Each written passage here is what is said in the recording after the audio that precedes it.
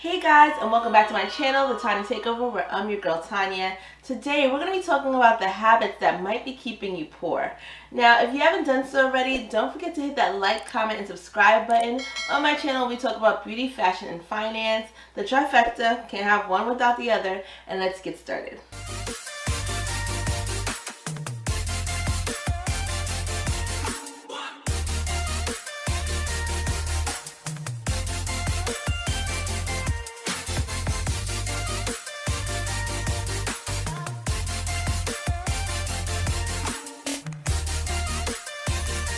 Okay guys, so I figured we would do this topic because things are changing in the world. It's getting actually quite scary out there if you really start to think about it. There are healthcare workers losing their jobs. People don't know what they want to do. They don't want to go back to work. People are starting their own business. But these habits might be keeping you poor and you don't even know it. Now's the time we need to save, build money, build businesses, and get our stuff together. So let's get started today. The first thing I would definitely say that might be keeping you poor is impulse buying.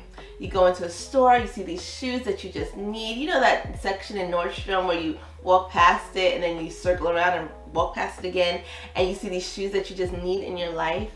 This might be keeping you poor, guys. When you go into a mall or you go shopping, you should already have in your mind a budget, a game plan. What are you going for? Are you just going to browse? Are you going there to spend a lot of money? Are you going there for a specific item? What are you even there for? When I go out, guys, I have an idea in my mind. I'm going out, I'm going to spend $200 this day. I'm going to spend $50. Oh, I'm only going for a shirt. And this is a time where you just have to get strict with yourself. Yes, you're going to see some nice things. You know, winter's coming and I'm the kind of person, I love fall. So boots, coats, sweatshirts, I'm here for it. But it might not always be in the budget, and that's okay. Whenever I'm at the mall and I see something that, catches my eye, I always take a step back. I never purchase on impulse. I didn't go there with the intent of spending that much money. Usually when I buy something that's, high end or designer, I have a mind, guys. I have a mind of exactly what I'm going for. I have researched it. I walked around with it. I looked at myself in the mirror. Like, I did not come here to play, okay? My big purchases are very well researched. So it's rare that I'll go into a mall and see something that I really, really need that I haven't seen already and decided whether I needed it or if I didn't need it. Did it go with my, did it go with my full wardrobe that I have in mind, or did it not? Now, when you see something that, you really, really love and, you already pictured your whole outfit and you're looking at these shoes and you're like, okay, do I need these? Take a step back and walk away. That's what I always do. I'll walk away, even if it's like the last pair of shoes and maybe they don't even have my size. Ask the clerk to hold them for you. They'll hold them for a few hours for you until the store closes, and walk away. You go get something to eat. You go for, what you originally went to the mall for. You go walk around. If you're still thinking about that item, then you decide. Do you want to take the risk and buy it? Or can it wait? Maybe you can go home and order it. Maybe you can put in a little bit more extra time in your business and then give yourself a little treat. But it's rare that I'll go out and say, you know what, let me buy this, let me buy this, let me buy this. That's not how we budget. And now is the time we should be budgeting and saving, guys. We don't know what's happening in the world. We don't know what's gonna happen next week. Now is the time to have an emergency fund saved. So, back away from that item, no impulse buying, and be more strict with yourself. Now is where we're taking everything seriously. People are losing their jobs. They don't know where they're going to live tomorrow. Now's not the time for big purchases. Be smart about it. If you're not investing in something that's going to make you money, something that's asset producing, you do not need it. So put that item away, put it down, walk away for a bit, and see if you really need it. If you decide you don't really need it, I promise you'll live to shop another day, but maybe right now isn't the time. The next thing I would definitely say that might be keeping you poor is feeling that you need to have the newest of everything. Maybe you don't need that new phone that just came out. There's a Galaxy 20, 22, 27. Who cares? Anybody who knows me knows I've had my phone for a good 7 years. I just recently upgraded because I got so much flack about it because the phone was falling apart. But to me, it was doing just fine. It took my pictures just fine. It recorded. I was able to make my phone calls. I did not need the newest phone. And that goes the same with clothes. You don't need the newest bag out there. Actually spending your money on, and whether whether it's designer, it really doesn't go out of style. That's why you're spending so much money on it. It doesn't go out of style. You can still wear your bags from last year and be fine. Your new sneakers, you don't need every new sneaker you see every rapper wearing, or every new bag that you see somebody wearing, or every new headband. Like, there's always going to be something, guys. But now is a time where we got to be smart about our finances. And these things are honestly keeping you poor. You feel like you have to, you know, dress up for this one. You have to show off this and this new phone and this new feature that really doesn't matter. There's always going to be something. But if you're smart about it and budget correctly, you're going to have all of these things in due time.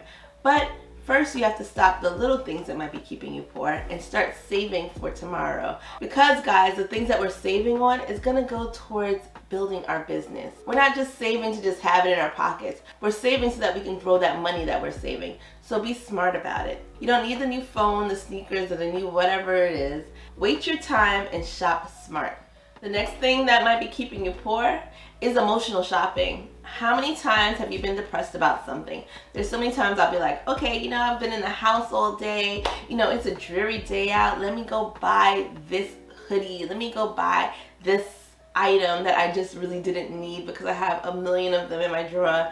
There's always going to be that something, whether you're stressed, you're depressed, something happened, and you just want to shop it out. Retail therapy, although I love retail therapy and it really does work, retail therapy will get you broke in a heartbeat, guys. Don't fall for it. If you're feeling depressed or you're feeling sad about something, call somebody, go somewhere, go for a walk, you know, go to the movies. But do not buy that big expensive thing feeling like it's going to validate you. At the end of the day, if you're stressed out, you need to just back away from work. You don't need to spend an arm and a leg on something you don't need. If you're feeling depressed or sad, you need to be around people that are going to make you happy. That does not include shopping or buying something that you're not going to be able to afford, that's going to set you back on your savings, that might hold you back from starting that business venture you want to do. Right now is not the time. So make sure that when you are shopping, it's not because you're feeling emotional about something. Maybe you're going through a breakup, or maybe somebody hurt your feelings. You don't have to shop to do that. At the end of the day, that's not going to hurt anybody but you in your pockets. So be smart about it, guys. No impulse buying, no impulse shopping, no emotional shopping. Whatever problem that you had, it's still going to be there with a new bag. It's still going to be there with those new shoes. It's still going to be there with that new phone. Whatever it is, you do not need to buy it. Be smart with your finances so you can be rich later. The next thing is definitely, and I see it a lot, honestly, is trying to keep up with the Joneses. There's so many times you'll go on social media, you'll see somebody with this bag that you just needed, this outfit you just need. You do not know what's in anybody's home. You don't know what's in anybody's pockets. You don't know how people are living. I would be the first one to tell you guys that everything that you see on social media, probably 99% of it is not real. Maybe that bag that they have was sent to them by somebody. Maybe it was sponsored. Maybe those outfits that they bought were sent to them. And while you're sitting there trying to keep up with the next person, the next new car, and the next new fad, you're going broke and these people are getting it for free. Okay, so don't worry about trying to keep up with everybody else. Make sure you're focusing on yourself. There's so many times where you'll go on Instagram and you'll see somebody got this new car that you just needed. Maybe you can afford it. I'm not even saying that you can't afford it. Maybe you can afford it. Maybe you can afford that note. But do you have to? Is now the time to put yourself in that kind of debt? Remember, guys, when we are building a business, we have to build our credit. We have to make sure that our debt to income ratio looks good. Make sure that we look great to anybody who's trying to give us a loan for a business card or anything like that. We have to make sure that we are setting ourselves up in the background. So don't worry about what you look like to other people. You do not need that, you know, that really expensive designer hoodie or that big designer coat. You don't need all of that right now. Make sure that you're not trying to keep up with this person, because you don't know what they're going through. You don't know what they went through to get there. A lot of people will go on Instagram and say, oh, you know, this person has this big huge house or this big bag. You don't know the time and the sacrifices they made to get the things that they have. All you see is the things happening in front of you. So do not focus on that. Your time is going to come. There's going to be plenty of time where you can buy those designer outfits and really splurge and live your life. But maybe right now you have to go backwards to get ahead. The next definite thing I would say is eating out constantly. Now, I'm guilty of this, guys. There are so many times where I'm working and I just get caught up and I just want to order. And there was a time, I think during the summertime, where we ate out every day that week. I'm telling you, we went to TGI Fridays, then we ordered PF Chang's, and then we went to Cheesecake Factory. Before you know it, you're going to the burger spot. Every day I was eating out, guys, and my pockets suffered. Every time I go out, it's at least $50, and I'm talking about the least amount. Sitting down, spending your time, eating, going out with friends, the least you spend is $50 a person. And when you add all of that up, that's $350 that you spent that week on nonsense when you could have eaten at home, where you could have went to ShopRite, got some groceries, cooked, and saved yourself some money. Now, it doesn't sound like that bad, and you're like, okay, you know what, I work every day, but $350 times 4, guys, you are spending an exorbitant amount of money on food. How much are you spending on takeout and Uber Eats and all of that? They're charging delivery fees, they're charging taxes, they're charging you for a convenience fee, gratuity. It adds up. Now, I'm not gonna lie to you and say that I cook every day. I don't. Once a week, you're able to splurge, go out with friends, have fun. What's the point of working if you can't enjoy it? I'm saying budget yourself, live within your means. Maybe you don't need to buy all of that right now. Maybe you don't need to go out on Wednesday night. Maybe you could just save it for Saturday.